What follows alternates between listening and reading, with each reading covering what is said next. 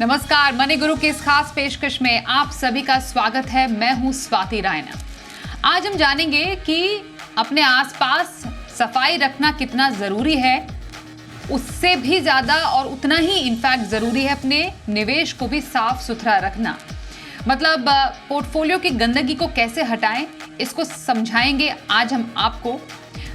हम समझने की कोशिश करेंगे कि पोर्टफोलियो में आप कितने फंड रख सकते हैं, कौन से ऐसे फंड हैं जिन्हें निकालने की ज़रूरत है जिससे कि पोर्टफोलियो में फंड की भीड़ ना बढ़े। सही एसेट एलोकेशन स्ट्रैटेजी क्या हो, डाइवर्सिफिकेशन का सही तरीका क्या हो, कैसे बने स्वच्छ पोर्टफोलियो और सरल निवेश, इस पर करने वाले हैं आज हम खास चर्चा और समझने की कोशिश करेंगे कि इसके लिए आपको किन बातों का रखना है ध्यान।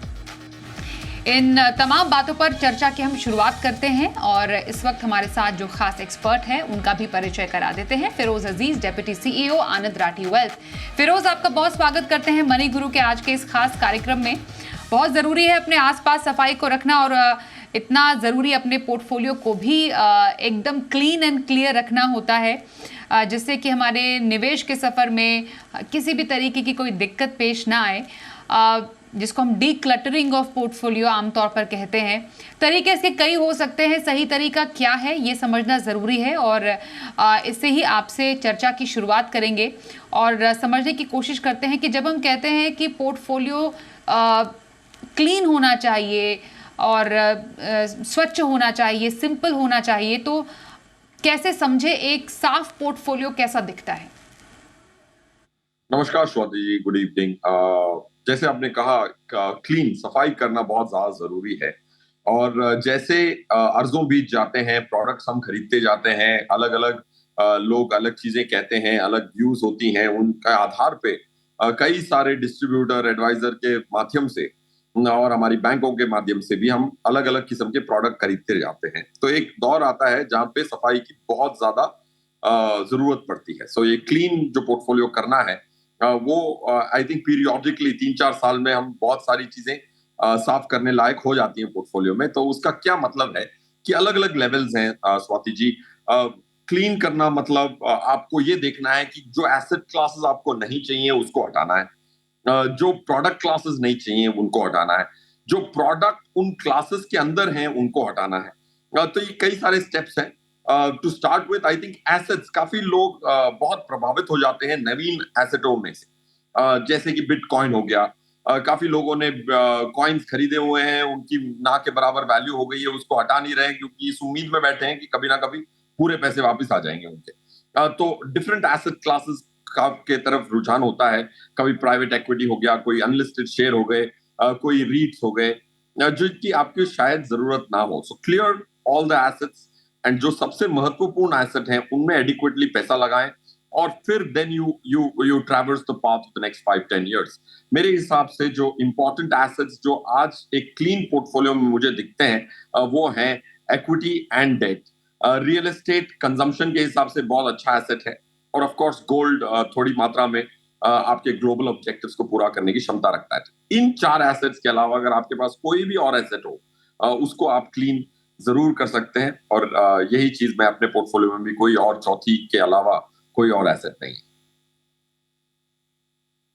तो फिरोज, आपने जिक्र किया कि आपकी नज़र में एक क्लीन पोर्टफोलियो के लिए equity, debt, real estate, gold, ये 4 एसेट क्लास हैं जो कि एक पोर्टफोलियो को सिंपल बनाते हैं लेकिन येट पावरफुल भी बनाते हैं, अच्छा रिटर्न देने वाला पोर्टफोलियो बनाते हैं।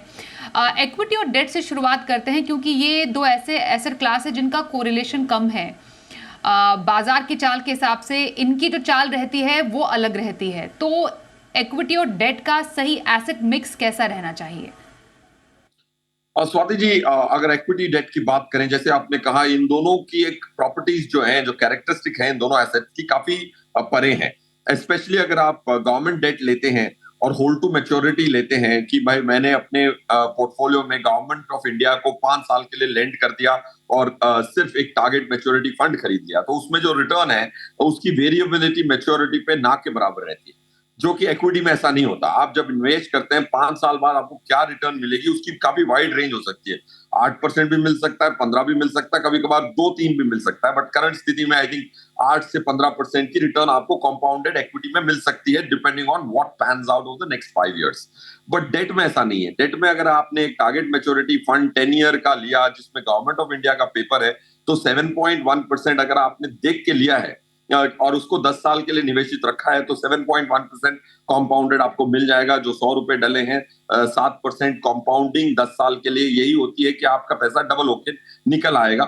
फिर उस 10 साल के दौरान आपको कोई टैक्स नहीं भरनी। जब पैसा आता है तब ऑफ कोर्स अपनी स्लैब के हिसाब से टैक्स जरूर भरना है। तो यू आर एब्सोल्युटली राइट, इन दोनों की जो प्रॉपर्टीज हैं वो काफी यूनिक है। एक बहुत प्रेडिक्टेबल है, एक दूसरा एक रेंज में प्रेडिक्टेबल है, specially in the long run. So 70% equity 5 year plus money के लिए अगर 70 नहीं रखा तो इन्फ्लेशन बीट नहीं कर पाएंगे। That's the minimum requirement to beat the current inflation.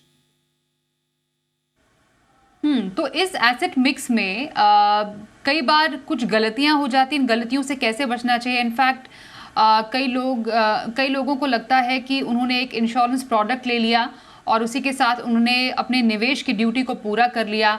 यहाँ पे रियल एस्टेट में ज़रूरत से ज़्यादा इन्वेस्ट करना, क्योंकि हमने भारतीय परिवेश में देखा है कि लोग प्रॉपर्टी में निवेश करने को एक सॉलिड इन्वेस्टमेंट मानते हैं अब तक भी ट्रेडिशनली। तो ऐसी गलतियों से कैसे बचा जा सकता है?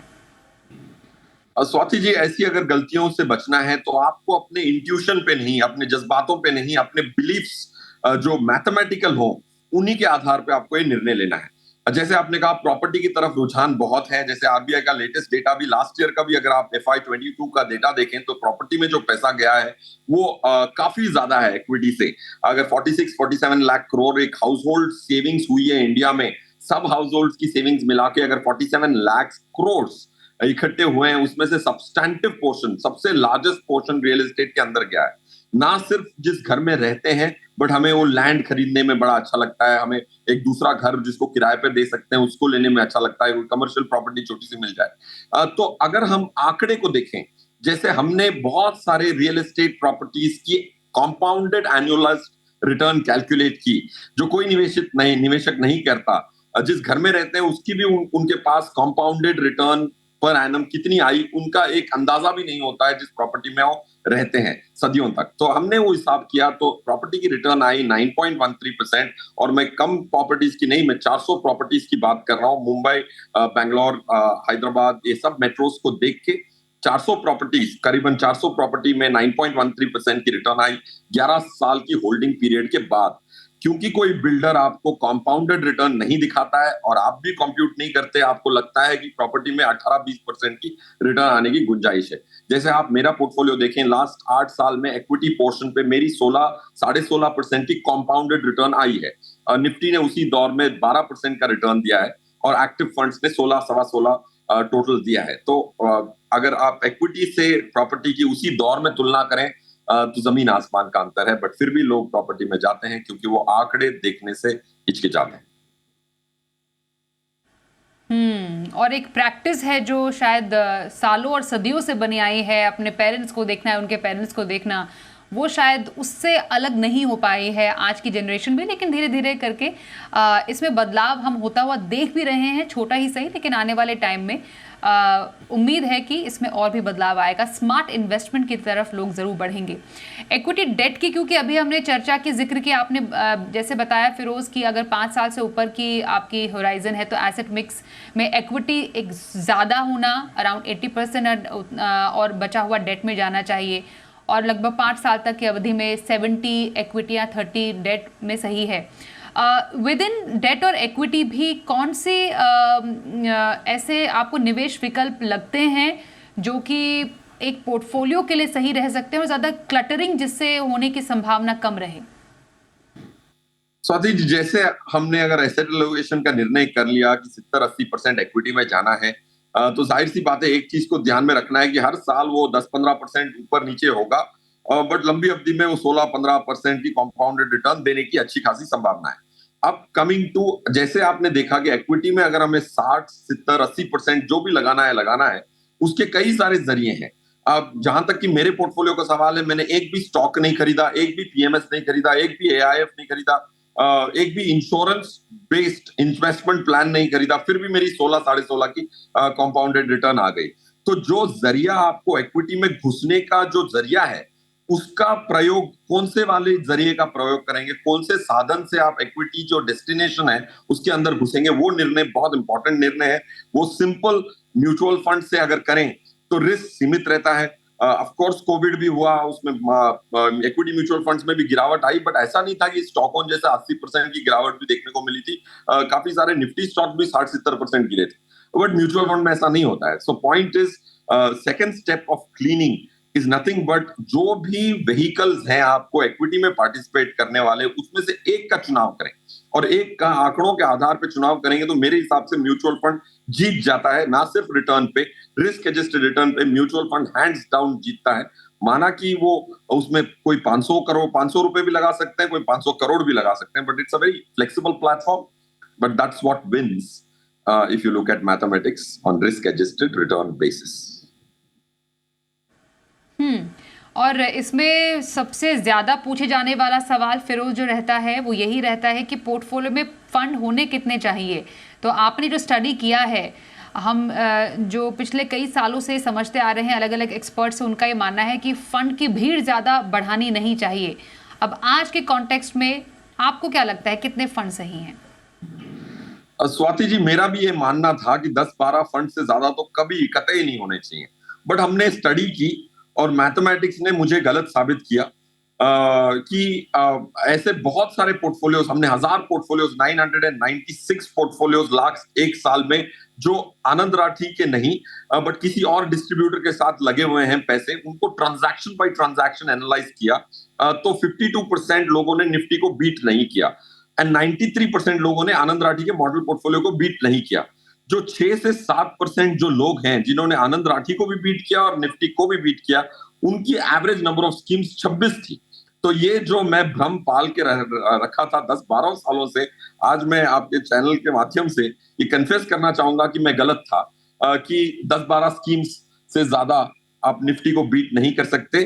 तो अगर आप 12-13 स्कीम में भी हैं तो इतनी डरने की बात नहीं है, एज लॉन्ग एज आपने स्कीम्स को रिसर्च करके लिया है। इसीलिए इस साल हमने अपने मॉडल पोर्टफोलियो में 14 स्कीम का मॉडल पोर्टफोलियो बनाया, बिकॉज डेटा कहता है कि अगर ज्यादा भी स्कीम्स हो तो भी डरने की बात नहीं है, बट स्कीम्स का चुनाव किस आधार पे हो रहा है वो बहुत बहुत बहुत महत्वपूर्ण वेरिएबल है। एब्सोल्युटली। तो फिरोज का मानना है कि अगर आपके पोर्टफोलियो में ज़्यादा स्कीम्स भी हैं, 13 से ज़्यादा स्कीम्स हैं, लोगों को लगता है इतने सारे स्कीम्स को कैसे मैनेज करेंगे, तो वो भी एक अच्छा तरीका हो सकता है, लेकिन ज़रूर ध्यान रखिए अपने बेंचमार्क को बीट करने वाली आपकी स्कीम्स हो। और इस पर भी और चर्चा हम करेंगे आगे। पोर्टफोलियो रिव्यू करने की 3 स्टेप स्ट्रैटेजी पर भी हम बातचीत करेंगे, पर एक छोटे से ब्रेक के लिए रुकते हैं, बने रहिए हमारे साथ।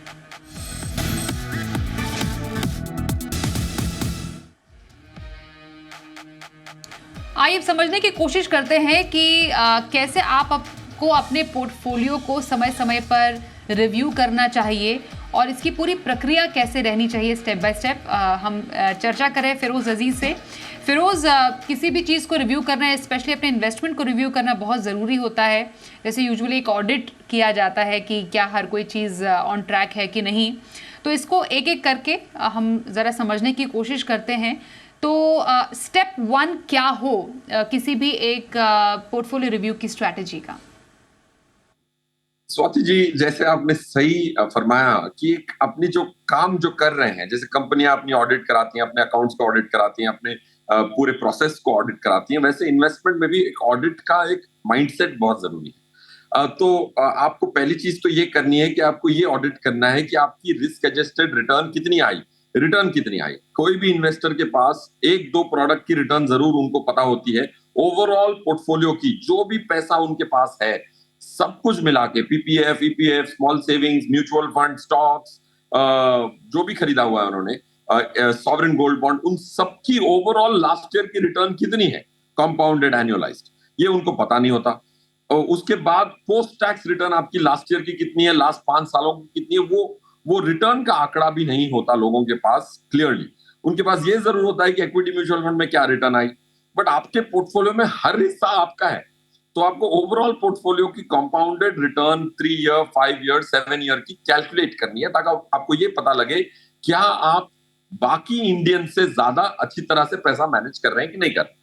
हमने इंडिया की ओवरऑल हाउस होल्ड की अप्रोक्सीमेट रिटर्न निकाली लास्ट 10 ईयर्स की, डिपेंडिंग ऑन उन्होंने पैसा कहां लगाया है, एज पर आरबीआई का डेटा।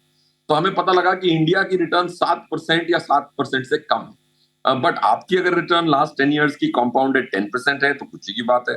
अगर आपकी रिटर्न 6% है तो आपको बहुत सारी चीज चेंज करनी पड़ेगी। तो ऑडिट में पहले आपकी return pre tax, post tax, year wise कितनी आई, ये अगर आपके पास नहीं है तो पहला स्टेप है ऑडिट का, स्वाति जी। ओके, तो ये हमने समझा कि पहला स्टेप ऑडिट का आपके लिए क्या होना चाहिए। इसमें जो भी हमने एक स्ट्रैटेजी सेट की है फिरोज, कई बार ऐसा होता है कि हमने एक गोल सेट किया, लेकिन over the period of time क्योंकि बाजार की वैल्यूएशंस बदली, इसलिए हमारा वो जो ओरिजिनल एसेट एलोकेशन था वो बिगड़ गया।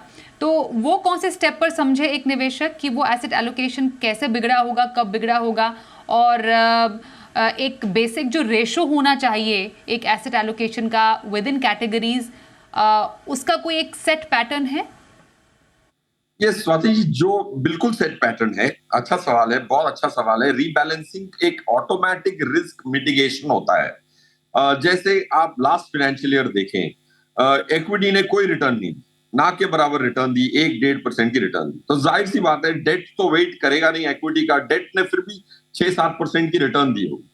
तो आपको क्या करना है कि अगर डेट की मात्रा आपके डिसाइडेड मात्रा से बढ़ जाए, अगर आपने 70-30 सोचा है, तो अगर 70 नहीं बढ़ता है और 30 बढ़ जाता है तो 30 एक ज्यादा प्रोपोर्शन हो जाता है ओवरऑल पोर्टफोलियो। तो डेट को बेच के आपको इक्विटी खरीदनी।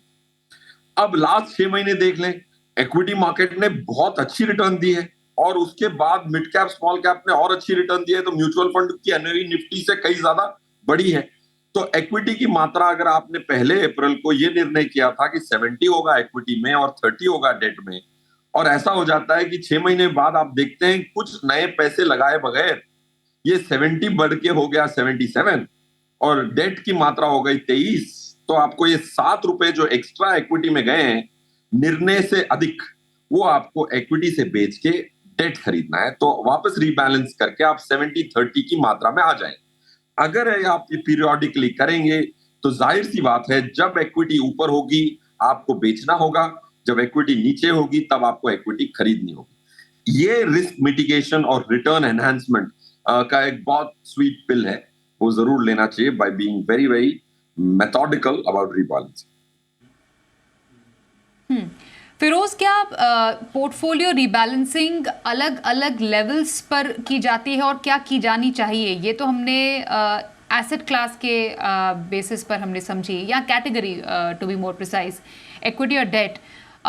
कई बार सब कैटेगरीज होती है, फिर स्कीम लेवल्स भी होती है, फिर रिस्क बेस्ड रीबैलेंसिंग भी होती है। तो क्या इसका कोई रूल होना चाहिए कि आपको कब कौन से तरीके की रीबैलेंसिंग करनी चाहिए, या एज एंड व्हेन रिक्वायर्ड कि कहाँ पर ज़्यादा बदलाव हुआ है या कहाँ पर वो एक डीरेलिंग हुई है पोर्टफोलियो की, उस हिसाब से इसका डिसीजन लेना चाहिए? स्वाति जी कोई राइट रॉन्ग आंसर नहीं है इसके लिए, बट मैं आपको ये बता सकता हूं मैं अपने पैसे के साथ क्या करूं। लाइफ इन्वेस्टिंग की लाइफ को सिंपल करना बहुत जरूरी है। अगर आप सिंपल नहीं करेंगे तो निर्णय होंगे नहीं, निर्णय नहीं होंगे तो कोई एक्शन नहीं होगा, तो रिस्क रिटर्न यूं ही चलेगी, आप उसको कंट्रोल में नहीं रख पाएंगे। तो मैं सिर्फ ये करता हूं कि अगर समझो कि जो उदाहरण बोल रहे थे 70 से बढ़ के अगर 77 हो गई इक्विटी, तो मैं अपनी जो भी 14 स्कीम्स हैं उनको उसी मात्रा में बेचता हूं और डेट की दो स्कीम्स हैं उनको खरीद लेता हूं। अब वो 14 स्कीम में अगर मुझे ₹7 निकालने हैं, 10% निकालना है, तो पूरी 14 स्कीम से 10% निकालूंगा और वो 10% दो डेट स्कीम्स जो मेरे पोर्टफोलियो में है, टारगेट मैच्योरिटी फंड्स, उसमें मैं निवेश कर लूं। तो इससे क्या होगा कि मैं इतनी डेलिब्रेशन नहीं करूंगा, इतनी सोच में नहीं रहूंगा। अगर इतना सोचूंगा, अगर 10 दिन सोचूंगा तो मार्केट इधर की उधर हो ही जाएगी। सो इसमें वक्त नहीं मिलता है। So keep it simple. आप एसेट को रीएलोकेट कर रहे हैं तो एसेट को ही रीएलोकेट करें, उसको प्रोडक्ट की चॉइस से कंफ्यूज ना करें। और सर्जिकली 14 स्कीम्स हैं मेरे पोर्टफोलियो में तो पूरी बिकेंगी, उसी मात्रा में, ताकि डेट की 2 स्कीमें खरीदी जा पाए। ये मेरी रणनीति है और मेरे हिसाब से ठीक है, क्योंकि मैंने काफी सालों से चलाई। और आपके नज़र में ये जो रीबैलेंसिंग है वो करनी कितनी बार चाहिए? क्योंकि जैसे हम एक वेट लॉस जर्नी पर होते हैं और कई लोग जो चाहते हैं कि जल्द से जल्द उनका वेट लूज़ हो, वो बार बार वेइंग स्केल पर खड़े होकर चेक करते हैं आज कितना वेट कम हुआ या आज कितना वेट बढ़ा। ऐसा ही हम पोर्टफोलियो में भी कई बार समझने की कोशिश करते हैं कि कितना रिटर्न बनाया, कितना डाउन हुआ। पर अगर इसको समझने की कोशिश करें, वो बदलाव होना या रिव्यू करना, रीबैलेंसिंग का सही समय क्या होना चाहिए? स्वाति जी, अगेन ये बहुत अच्छा उदाहरण दिया आपने कि अगर आप वेट लॉस कर रहे हैं तो रोज रोज वेइंग स्केल पे खड़े होंगे तो या तो फिर एक दिन ज्यादा ही खुश हो जाएंगे, एक दिन ज्यादा डिप्रेस हो जाएंगे कि मेरा वेट घट नहीं रहा। तो एक आइडियल फ्रीक्वेंसी दोनों चीजों की होनी चाहिए। एक तो रीबैलेंसिंग की फ्रीक्वेंसी होनी चाहिए और पोर्टफोलियो देखने की भी फ्रीक्वेंसी एक मिनिमम सेट होनी चाहिए। अब मेरा पोर्टफोलियो में कोई और दिन पे नहीं और सिर्फ मंथ एंड की पोर्टफोलियो वैल्यूज देखता हूं, ताकि मैं जज्बातों में ना घुसूं। काफी लोग अपने पोर्टफोलियो की वैल्यूज हर दिन देखते हैं, या उस दिन तो जरूर देखते हैं जब मार्केट 3% गिरती है या 3% बढ़ती है। ये कभी ना करें, ये बहुत हानिकारक होता है, क्योंकि जज्बात जाग जाते हैं आपके। एक फ्रीक्वेंसी रखें कि भाई मैंने अगर सितंबर का पोर्टफोलियो देखना है तो सितंबर 30th की वैल्यू ही देखूंगा। So that's one. Coming to your question Swati ji, मेरे हिसाब से उसका भी राइट रॉन्ग नहीं आंसर है कि कब रिबैलेंसिंग करनी। बट 5% से अगर आपका पोर्टफोलियो का एलोकेशन गड़बड़ा जाए तब रीएलोकेशन का एक केस बनता है। जैसे अगर आपने 70-30 का निर्णय किया था 1 अप्रैल को इस साल और वो आज 77 हो गया है मंथ एंड के पोर्टफोलियो में, तो अब ये चेक कर लिया आपने कि भाई 75 तक ठीक था, अब ये 77 हो गया, तो रीबैलेंसिंग का वक्त हो गया। तो 3rd, 4th, 5th of next month के पहले आप अपनी रीबैलेंसिंग जरूर कर लें। सो 5% is the threshold which I use, Swati. तो ये आपने कम से कम एक तरीका ज़रूर बताया कि कब आपको रीबैलेंसिंग करनी चाहिए। अगर 5% से आपका पोर्टफोलियो बदला है तो वो एक शायद वजह हो सकती है अपने पोर्टफोलियो को देखने की, उसे रीबैलेंस करने की। उसके अलावा बार बार रीबैलेंस करना भी पोर्टफोलियो की सेहत के लिए हानिकारक होता है। काफ़ी पॉइंट्स पर आज हमने चर्चा की कि अपने पोर्टफोलियो को एकदम सिंपल और क्लीन कैसे बनाएं। उस पर हमारे साथ चर्चा करने के लिए फिरोज आपका एक बार फिर से करेंगे धन्यवाद। रुकते हैं एक ब्रेक के लिए, देखते रहिए जी बिजनेस।